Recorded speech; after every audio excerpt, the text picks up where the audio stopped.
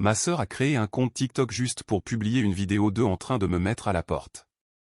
Maman a pleuré devant la caméra, je lui ai tout donné, et elle ne m'a rien donné. Papa a jeté mes affaires comme des ordures, en ricanant, adulte et toujours inutile. Ma sœur a ri. La vidéo a atteint 1 million de vues. Je l'ai téléchargée. Et j'ai planifié. Une semaine plus tard, mon téléphone a explosé.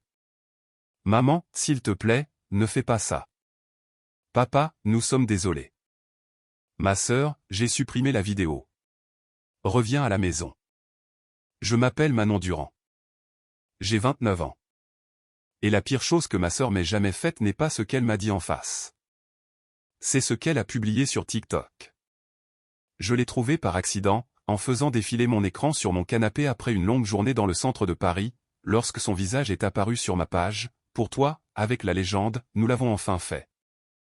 La vidéo s'ouvre sur ma mère, pleurant déjà sur le canapé du salon comme si elle était dans une émission de télé-réalité à petit budget.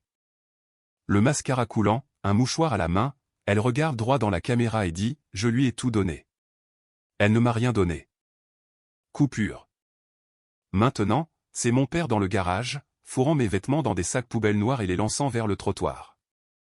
Adulte et toujours inutile, dit-il, comme s'il récitait une réplique qu'il avait répétée. Parfois, il faut expulser les poids morts. Une autre coupure. Et ma sœur tourne la caméra vers elle-même, marchant dans le couloir vers mon ancienne chambre. Elle pousse un sac du pied et rit pour ses abonnés.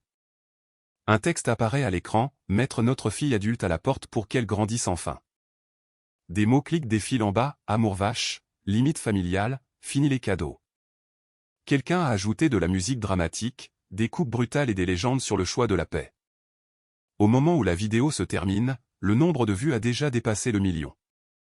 Les commentaires sont remplis d'inconnus me traitant de paresseuse, de gâtée, de sangsue, et disant à mes parents qu'ils sont des héros. Je regarde la chose entière 2 fois, le cœur battant. Et puis je remarque le détail qui me retourne l'estomac, la date de la mise en ligne. La façon dont ils parlent comme si j'habitais encore là. La façon dont ils prétendent que c'est la première fois que mes affaires touchent un sac poubelle. Je ne commente pas. Je n'appelle pas. J'appuie sur les 3 points, je clique sur « Enregistrer la vidéo » et je la sauvegarde sur le cloud et sur un disque externe. Parce que si ma famille est prête à m'humilier devant 1 million de personnes pour des vues, ils n'ont aucune idée de ce que je suis prête à faire avec un TikTok téléchargé. Et une semaine après ce moment, quand mon téléphone commencera à s'illuminer avec leur message, « S'il te plaît, ne fais pas ça », vous comprendrez exactement pourquoi les gens qui regardent ce TikTok pensent que j'ai vécu au crochet de mes parents toute ma vie. La vérité est que j'ai déménagé de cette petite maison à Argenteuil dès que j'ai pu. À 22 ans, j'étais dans un studio exigu près de la ligne 13, jonglant entre un travail de débutant à l'assistance publique hôpitaux de Paris et des cours du soir, payant mon propre loyer, mes propres prêts, mon propre tout. J'ai construit une vie à Paris à la manière lente, plat à emporter bon marché, meubles d'occasion, marcher pour économiser le ticket de métro, dire non au voyage et au concert parce que le sol de mon prêt étudiant ressemblait à un rocher que je devais traîner en haut d'une colline. Pendant des années, la seule fois où j'ai vécu chez mes parents, c'était pendant les vacances, quand j'apportais le dessert et repartais avec des Tupperware. Cela n'apparaissait pas dans la vidéo. Ce qui a aussi commodément disparu du cadre, c'est la raison pour laquelle je suis retourné là-bas. Environ 1 an et demi avant ce TikTok, mon père s'est blessé au dos à l'entrepôt logistique de Gonesse. Chariot élévateur, sol en béton, année à soulever plus qu'il ne le devrait quel que soit le mélange exact, cela s'est terminé avec lui sous analgésique et hors des horaires à temps plein. Ma mère était déjà passée à temps partiel au cabinet dentaire parce qu'il n'avait pas besoin d'autant de couverture à l'accueil. Les factures s'en fichaient. L'hypothèque, le chauffage en hiver, le paiement de la voiture, les ordonnances de mon père, tout continuait d'arriver. Les appels ont commencé par « tu nous manques » et se sont lentement transformés en « nous avons peur ». Nous ne savons pas comment nous allons garder la maison. Pendant ce temps, ma sœur, Chloé, avait déjà traîné sa valise dans sa chambre d'enfance après une rupture difficile, travaillant des heures de salon dans le Marais et versant la moitié de son salaire dans des produits capillaires et des éclairages annulaires. Mon frère, Lucas, oscillait entre des services de barman et de serveur sur les grands boulevards, toujours sur le point de prendre plus d'heures, toujours mystérieusement fauché. J'étais la seule avec un salaire stable et des avantages sociaux. Vous pouvez deviner vers qui ils se sont tournés. Revenir temporairement semblait pratique. Si je restais dans la maison de mes parents à Argenteuil, je pourrais rediriger l'argent de mon loyer vers l'hypothèque, les aider à rattraper leur retard, puis reprendre mon propre appartement une fois les choses stabilisées. C'était l'argumentaire. Donc, pendant 18 mois, j'ai envoyé à mes parents 1100 à 1200 € par mois. En plus de cela, je couvrais les courses chez Carrefour, j'ai payé la facture EDF plus de fois que je ne peux compter, j'ai mis des pneus neufs sur la voiture de mon père, j'ai engagé un plombier quand le sous-sol a été inondé. Et j'ai envoyé quelques sommes forfaitaires directement sur des cartes de crédit plafonnées parce que les frais de retard les tuaient. J'ai fait le calcul une fois juste pour me torturer. Environ 23 000 € de mon revenu ont disparu dans cette maison en 1 an et demi. Pendant cette même période, Chloé n'est pas soudainement devenue une pourvoyeuse altruiste. Elle filmait des vidéos, une journée dans ma vie au salon, et publiait des photos de brunch dans le Marais comme si elle réussissait tout par elle-même. Lucas achetait de nouvelles baskets et allait au match du PSG, pour l'ambiance.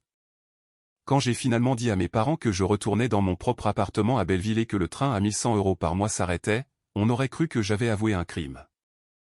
Ils m'ont traité d'ingrate, on dit que je les abandonnais dans leur pire saison, comme si les 18 derniers mois avaient été une sorte de première partie. Je suis quand même parti. J'ai signé un bail, j'ai chargé ma voiture et j'ai déménagé des semaines avant que ce TikTok ne soit filmé. Les sacs dans leurs vidéos, c'était les restes, les choses que j'avais prévu de récupérer plus tard. Toute la scène de « mise à la porte » a été mise en scène après que j'étais déjà parti. Ils n'ont pas seulement réécrit ma vie pour des inconnus en ligne, ils ont effacé tout ce que j'ai réellement fait pour eux. Et sachant cela, vous devez vous demander, quel genre de famille choisit les « j'aime » et les vues plutôt que la seule personne qui maintenait réellement les lumières allumées?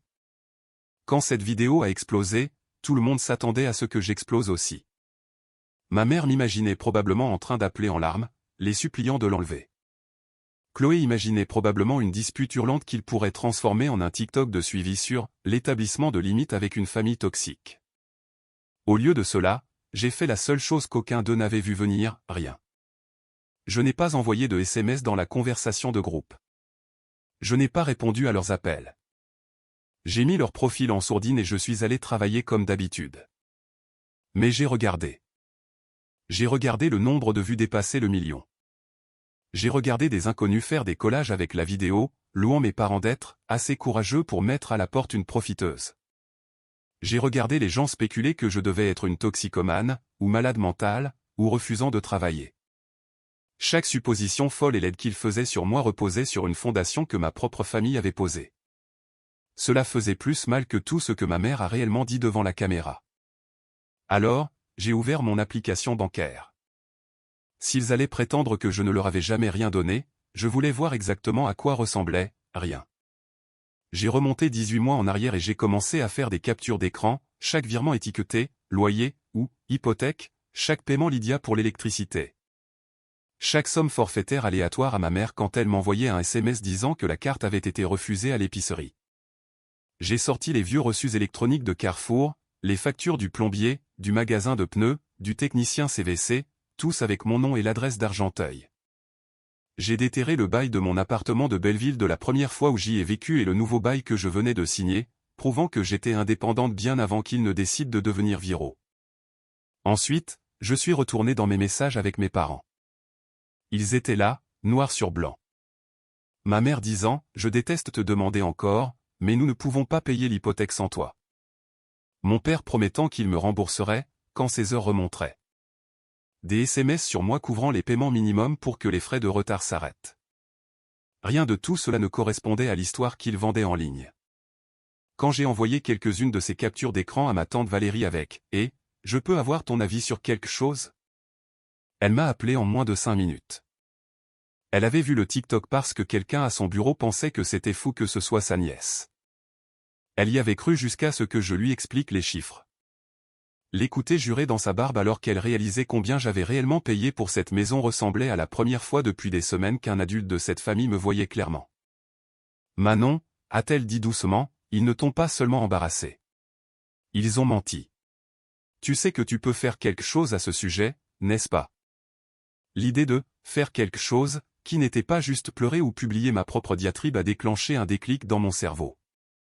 J'ai commencé à chercher sur Google, avocat en diffamation à Paris, le genre d'avocat que les gens appellent quand leurs vies sont ruinées par des mensonges viraux. Assise à ma petite table de cuisine avec mon ordinateur portable, j'ai rempli un formulaire de contact, joint le TikTok, mes captures d'écran, et j'ai cliqué sur envoyer. Quelques jours plus tard, j'étais dans un bureau calme au centre de Paris, regardant un homme en costume bleu marine passer la vidéo de mon « expulsion » sur son moniteur. Il n'a pas ri. Il n'a pas haussé les épaules en disant « les familles se disputent ». Il a mis sur pause, rembobiné et dit « donc, vous aviez déjà déménagé quand ils ont filmé ça ?» J'ai hoché la tête. Il a posé des questions sur l'argent. J'ai fait glisser un dossier sur le bureau.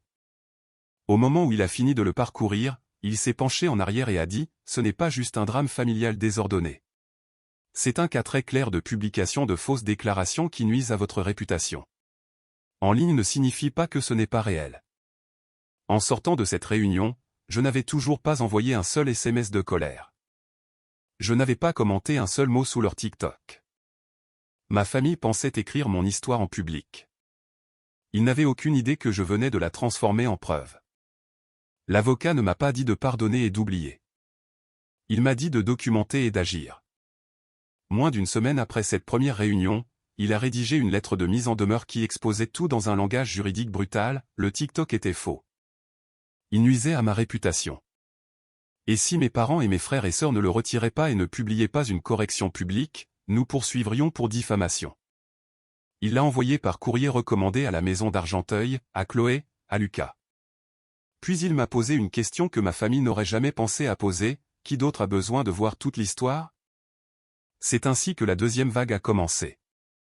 J'ai créé un petit dossier sur mon ordinateur portable intitulé « Contexte », je l'ai rempli avec la vidéo, une brève chronologie et une poignée des captures d'écran les plus claires, mes virements de loyer, les messages de ma mère disant « Nous ne pouvons pas payer l'hypothèque sans toi ».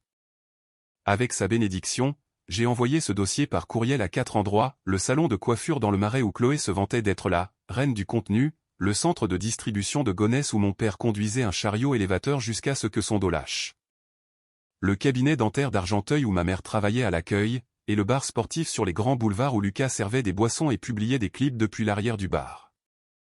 Je n'ai pas ajouté de commentaires.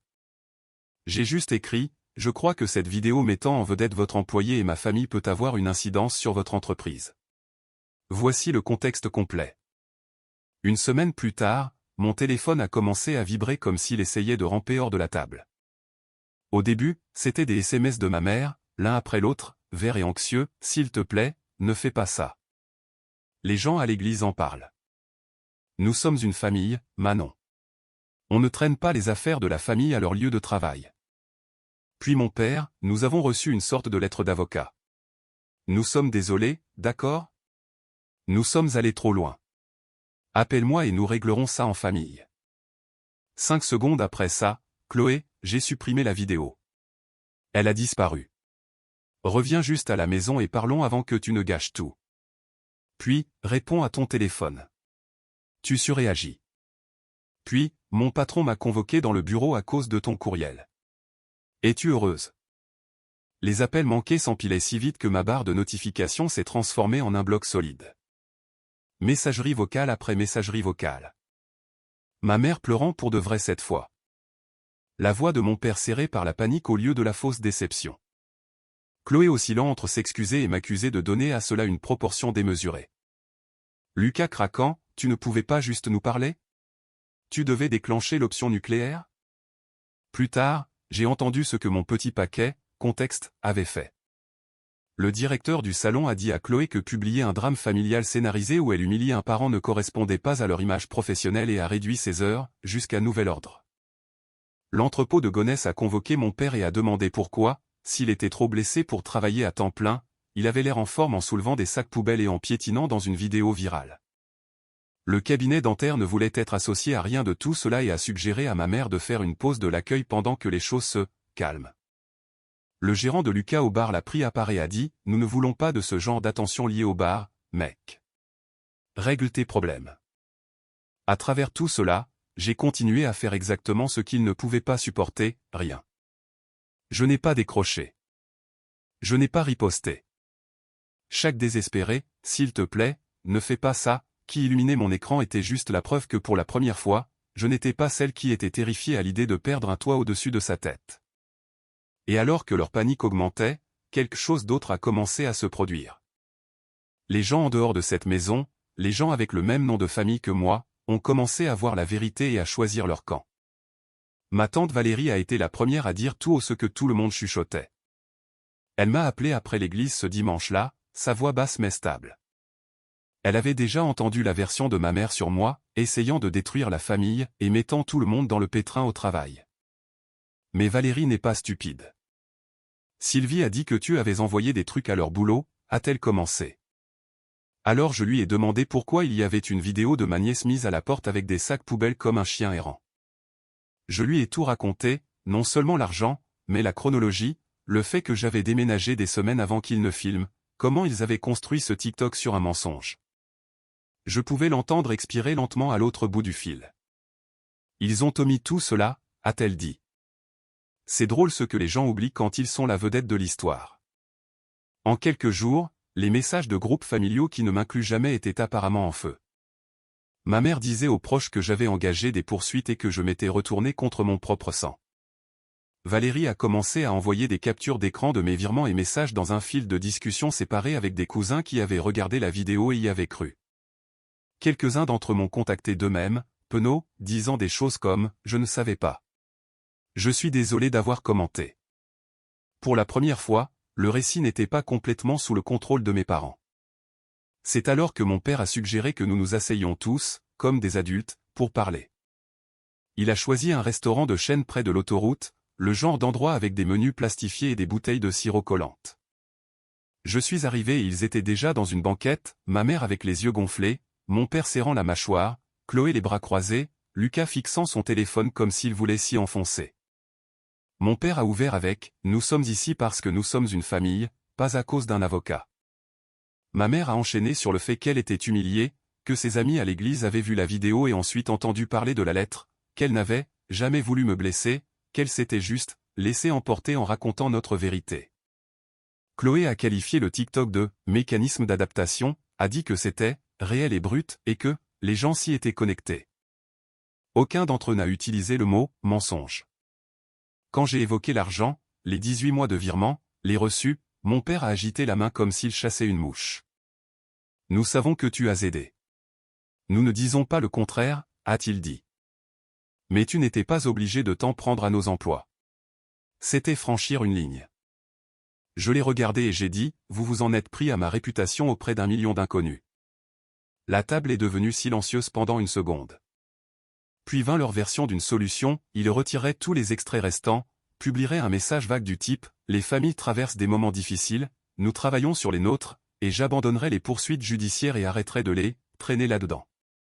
Aucune mention d'admettre que la vidéo était mise en scène, aucun plan pour dire que je les avais soutenus financièrement, rien qui ne leur coûterait leur fierté devant leurs abonnés. « Nous offrons un rameau d'olivier », a dit ma mère, comme si j'étais censé être reconnaissante. Je leur ai dit que mon avocat voulait une correction publique claire et que j'étais d'accord avec lui. Le visage de mon père s'est durci. « Tu préférerais vraiment voir tes propres parents au tribunal plutôt que de simplement passer à autre chose ?» a-t-il demandé. Avant que je puisse répondre, tante Valérie s'est glissée dans la banquette à côté de moi. Je ne l'avais même pas vue entrer. « Elle ne t'a pas mis au tribunal, Gérard ?» a-t-elle dit froidement. « Tu as enregistré, monté et publié ton propre procès. » Ma mère a rétorqué que c'était entre nous et notre fille, mais Valérie a simplement secoué la tête. Vous en avez fait l'affaire de tout le monde à la seconde où vous avez cliqué sur publier. Quelques jours après ce désastre de petit déjeuner, mon oncle Michel a essayé sa propre version de la réconciliation dans un parc à Argenteuil. Même scénario, même culpabilité, même refus de prononcer le mot « tort ». À ce moment-là, autre chose s'était produit. Le compte TikTok familial qui hébergeait la vidéo de l'expulsion avait été signalé suffisamment de fois pour être soudainement en cours d'examen. Chloé m'a envoyé un SMS disant qu'elle avait perdu une collaboration avec une marque parce qu'il n'aimait pas le « drame ». Son nombre d'abonnés a commencé à chuter en temps réel. Pour des gens qui avaient construit toute une personnalité sur le contrôle de l'histoire, ils commençaient à apprendre ce que cela faisait quand ils n'étaient plus ceux qui tenaient la caméra. Je pensais que la confrontation au restaurant serait le sommet. Mais mon père n'est pas du genre à laisser tomber une mauvaise idée. Une semaine plus tard, il s'est présenté à mon travail. Je revenais de prendre un café à la cafétéria de l'hôpital quand je l'ai vu dans le hall tenant une enveloppe Kraft et ayant l'air complètement déplacé parmi les blouses et les badges de visiteurs. Nous devons parler, a-t-il dit, ignorant le panneau qui disait clairement « Pas de visiteurs non autorisés au-delà de ce point ». Je l'ai conduit dans un coin tranquille et je lui ai dit qu'il avait 5 minutes. Il a ouvert l'enveloppe et étalé des papiers sur un banc comme si nous étions dans un drame judiciaire, des avis d'hypothèque tamponnés en rouge, des relevés de cartes de crédit avec des minimums impayés, une lettre de la banque concernant une éventuelle procédure de saisie. « C'est ce que tu fais » a-t-il dit en tapotant la page. 100 et 1100 € par mois, nous nous noyons. Vas-tu vraiment nous regarder perdre la maison dans laquelle tu as grandi? J'ai regardé les chiffres, les soldes qui s'étaient accumulés bien avant que je ne revienne vivre avec eux, et j'ai posé la question à laquelle il ne voulait jamais répondre, combien paient Chloé et Lucas? Il a hésité une demi-seconde de trop. Ils aident quand ils peuvent, a-t-il dit. Ils sont encore en train de s'installer. C'est toi qui as un vrai travail. J'ai presque ri. Donc, le vrai travail signifie que je suis un distributeur automatique ambulant pour toujours, mais eux peuvent rester des enfants avec des éclairages annulaires et des ardoises de bar? Il m'a dit que j'étais dramatique et que mon courriel à son travail avait mis son poste en danger. Je lui ai rappelé que mon poste à mon travail dépendait du fait que les gens ne croient pas que je suis une profiteuse instable. Tu as fait ça, ai-je dit. Je ne l'ai pas fait. Il est parti en colère, marmonnant à propos des « enfants ingrats » et disant qu'il « n'aurait jamais traité ses parents comme ça ». L'ironie m'a presque étouffé. Quelques jours plus tard, Chloé est passée au plan B, jouer la victime en ligne. Puisque le compte familial était en cours d'examen, elle a utilisé son profil personnel. La vidéo a été tournée dans sa voiture, le visage nu, les yeux rouges. Elle parlait d'avoir un frère ou une sœur qui se soucie plus de l'argent et de l'image que de la famille, comment j'avais transformé le système en arme contre mes propres parents, comment les gens pensent vouloir des limites jusqu'à ce que ces limites coûtent son travail à leur mère. Les commentaires ont afflué, certains sympathiques, beaucoup non. Il a fallu environ 3 heures pour que quelqu'un déterre le clip original de l'expulsion, celui qu'elle avait juré avoir supprimé, et le colle à côté de photos de ses brunchs, de ses nouvelles bottes, d'un week-end à Deauville qu'elle avait publié environ 2 mois plus tôt. Si tu es si fauché, pourquoi es-tu toujours à des mimosas à volonté, disait un commentaire. Un autre, tu as humilié ta sœur pour la notoriété et maintenant tu es choqué qu'il y ait des conséquences. La marée en ligne a commencé à tourner. Pendant ce temps, mon avocat a déposé la plainte. Une fois le procès officiel, nous sommes passés à la phase de communication des pièces. Cela signifiait tout remettre, mes reçus, mes virements, mes messages, et les leurs. Des courriels entre mes parents et Chloé sur la façon de cadrer la vidéo. Une conversation de groupe où Chloé a littéralement écrit « Si cela devient viral, peut-être que nous pourrons obtenir un contrat avec une marque et enfin prendre de l'avance. » Des messages où ma mère répétait son discours sur le fait de « m'avoir tout donné ». Des blagues de Lucas disant « on devrait faire une partie 2 où on jette ses affaires sur la pelouse ». Lire ces captures d'écran donnait l'impression de les regarder répéter une pièce de théâtre sur ma vie pendant que je me tenais en coulisses, payant pour les accessoires. Comme si cela ne suffisait pas, le département des ressources humaines de l'entrepôt à Gonesse a ouvert une enquête interne sur le congé maladie de mon père, maintenant qu'il l'avait vu transporter des sacs poubelles et piétiner en pleine forme. Les amis de l'église de ma mère, les mêmes auprès de qui elle avait pleuré à propos de ça, fille inutile, ont commencé à contacter Valérie avec des questions inconfortables.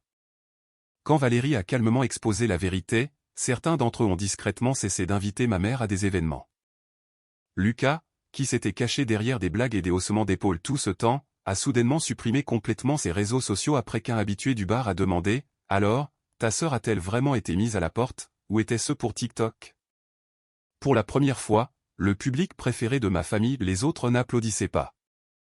Ils lisaient, regardaient à nouveau, faisaient des liens.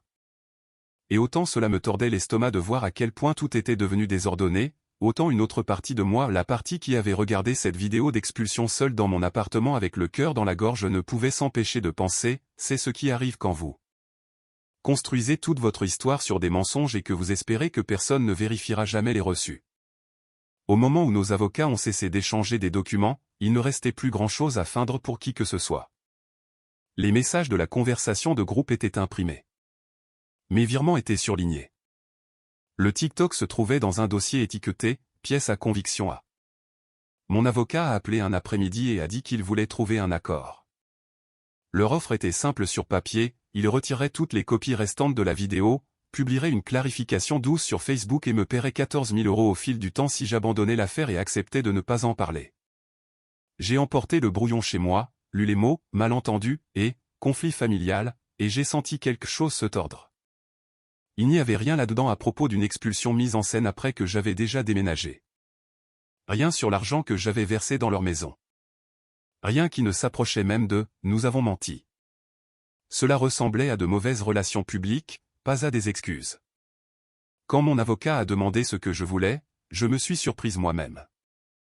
Je veux qu'ils l'admettent, ai-je dit, quelque part où les gens peuvent le voir. Je ne me soucie pas de les faire ramper.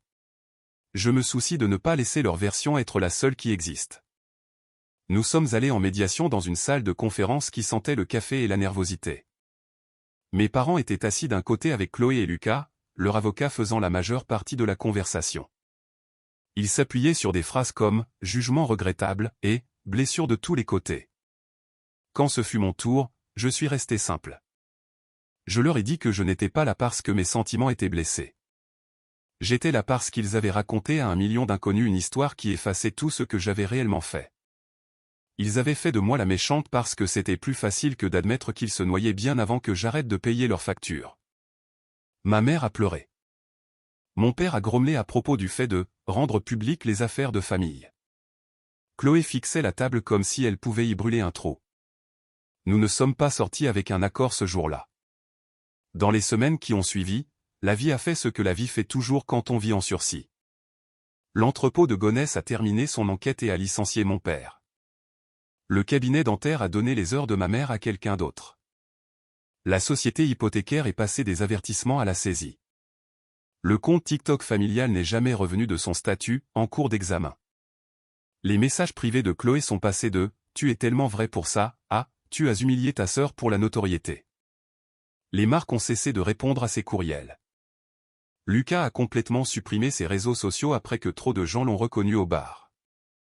Un samedi, un voisin d'Argenteuil m'a envoyé par SMS une photo d'homme collant un avis sur la porte d'entrée de mes parents et d'une dépanneuse accrochant leur voiture. Quelques heures plus tard, on a frappé à la porte de mon appartement à Belleville. J'ai ouvert pour les trouver tous les 4 dans le couloir, ayant l'air de quelqu'un qui aurait appuyé sur avance rapide sur leur vie. « Nous avons perdu la maison », a dit ma mère. « Ils ont pris la voiture », a ajouté mon père. « Tu as obtenu ce que tu voulais. » Je n'ai pas discuté avec eux sur le pas de la porte. Je suis retourné dans mon salon, j'ai allumé la télévision et j'ai lancé la vidéo qui avait tout déclenché. Nous l'avons regardée ensemble, ma mère sur le canapé, mon père dans le garage, mes vêtements dans des sacs poubelles, Chloé riant, les légendes de Lucas sur le fait de « enfin mettre à la porte la sangsue ». Quand elle s'est terminée, j'ai coupé le son de l'écran et j'ai dit « c'est ce que vous vouliez ». Pendant une seconde, personne n'a parlé. Puis la voix de Chloé s'est brisée. « Nous avons menti », a-t-elle dit. « Nous avons menti sur le fait que tu vivais là, sur le fait que tu n'aidais jamais. Nous pensions que si tout le monde te voyait comme le problème, il ne regarderait pas à quel point les choses allaient vraiment mal. » Ce n'était pas la déclaration publique que mon avocat visait, mais c'était la première fois depuis des mois que l'un d'entre eux disait tout haut ce qu'il pensait tout bas. Ils m'ont dit que leur avocat avait dit que continuer le combat ne ferait que coûter plus d'argent qu'ils n'avaient pas. Ils étaient prêts à trouver un véritable accord. L'accord que nous avons finalement signé était plus petit que le premier sur le plan financier et plus grand là où cela comptait pour moi. Par écrit, ils ont admis que la vidéo déformait ce qui s'était passé, que j'avais déjà déménagé, qu'ils avaient mis en scène une scène pour donner l'impression qu'ils me mettaient à la porte, et que j'avais soutenu l'hypothèque et les factures pendant des mois. Ils ont accepté de publier des excuses claires sur les plateformes qu'ils avaient encore, disant que la façon dont ils m'avaient dépeinte n'était pas vraie. Ce n'était pas dramatique. Personne n'a fait de direct en sanglotant. Ils ont publié les excuses. Quelques douzaines de personnes les ont vues, et Internet est passé à autre chose comme il le fait toujours. J'ai fait une capture d'écran, envoyé une copie à mon avocat, je l'ai enregistré dans le même dossier que tout le reste, puis j'ai fermé l'onglet. Je n'ai pas fait de collage vidéo, je ne l'ai pas transformé en mon propre contenu de vengeance. J'étais fatigué que ma vie soit quelque chose que les autres font défiler. La véritable récompense ne ressemblait pas à gagner un combat. Cela ressemblait à une absence. Cela ressemblait à se réveiller le matin et ne pas vérifier mon téléphone pour voir si quelqu'un avait transformé mon nom en un mot-clic à nouveau. Cela ressemblait à se connecter à mon compte bancaire et savoir que chaque dollar qui s'y trouvait était le mien et le mien seul, pas déjà mentalement assigné à la vie de retard de quelqu'un d'autre. Cela ressemblait à dire à ma tante Valérie autour d'un plat à emporter, je ne leur envoie plus d'argent, et la voir hocher la tête et dire, bien, au lieu de me culpabiliser. Quant à mes parents et mes frères et sœurs, leurs vies sont devenues plus petites d'une manière qui n'avait rien à voir avec moi. Ils ont déménagé dans un appartement moins cher plus loin et ont pris des emplois qui ne paraissaient pas bien sur les réseaux sociaux mais qui payaient réellement. Les vacances sont devenues gênantes et calmes. La famille élargie s'est divisée entre ceux qui prétendaient que rien ne s'était passé et ceux qui m'envoyaient des messages disant « Tu as fait ce que j'aurais aimé avoir le courage de faire ». J'aimerais dire que j'ai pardonné à tout le monde et que nous sommes tous plus proches maintenant, mais la vérité est plus désordonnée. Je ne les déteste pas. Je ne leur souhaite pas de mal. Je ne leur dois simplement plus ce que je leur devais avant. Nous parlons parfois des choses superficielles sur la météo et le travail. S'ils essaient un jour de glisser à nouveau dans les anciens rôles, ceux où je suis le filet de sécurité et eux les victimes, je raccroche. C'est la limite. La leçon que j'ai tirée de tout cela n'est pas « cherchez toujours à vous venger ». C'est plus simple et plus difficile que ça. Ne laissez personne, même les gens qui vous ont élevé, décider qui vous êtes devant le monde.